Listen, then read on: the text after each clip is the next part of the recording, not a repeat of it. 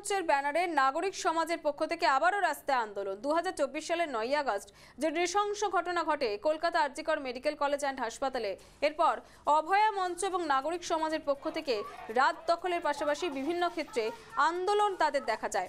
আর.জি. কর কলেজ তদন্তকারীরা ঘটনার সময়কার সিসিটিভি ফুটেজের উপস্থিতির ভিত্তিতে গ্রেপ্তার প্রমিত।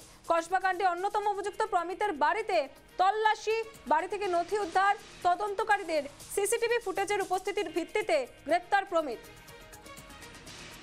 আবারও চলে যাবো দীপের কাছে। দীপ, এই সংক্রান্ত তোমার কাছে কি আপডেট রয়েছে যে ইতিমধ্যে প্রমিতের বাড়িতে পুলিশ গিয়েছে, সেখানে বেশ খানিকক্ষণ তল্লাশি হয়েছে, কি কি তথ্য উঠে আসছে?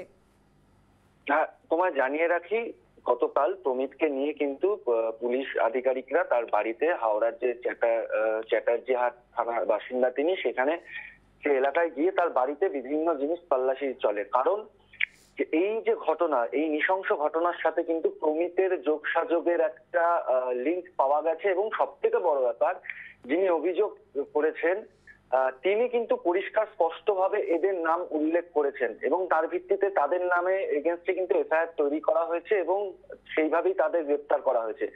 এবং প্রমিত তার বাড়িতে গিয়ে পুলিশ বিভিন্ন নথি এবং বিভিন্ন ইলেকট্রনিক গ্যাজেট, যেটার মধ্যে বর্তমান সময় এখন প্রমাণ থাকে, মূলত মোবাইল ফোন হতে পারে অথবা ল্যাপটপ, সেই বিষয়গুলো কিন্তু পুলিশ বাজেয়াপ্ত করেছে এবং পুলিশ এখন সেই বিষয়গুলি দেখবে। কারণ সব থেকে বড় বিষয় তোমায় জানিয়ে রাখি যে এই যে প্রধান অভিযুক্ত, তার বিরুদ্ধে যে অভিযোগ বারবার উঠে আসছে এবং সূত্র মারফত আসছে যে তিনি কিন্তু বিভিন্ন ক্ষেত্রে ভিডিও করে রাখতো, ব্ল্যাকমেইলিং করতো।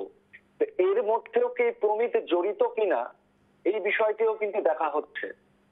একেবারে দীপ, অনেক ধন্যবাদ। এতক্ষণ ফোন লাইনে আমাদের সঙ্গে ছিলেন আমাদের প্রতিনিধি দীপ ব্রহ্মচারী। কসবা কাণ্ডে অন্যতম অভিযুক্ত প্রমিতের বাড়িতে কিন্তু পুলিশ পৌঁছে গিয়েছে, সেখানে চলছে তদন্ত, বিভিন্ন তথ্য উঠে আসছে। হাওড়া চ্যাটার্জি হাট থানার বাসিন্দা বাড়িতে বেশ কিছুক্ষণ তল্লাশি চলেছে।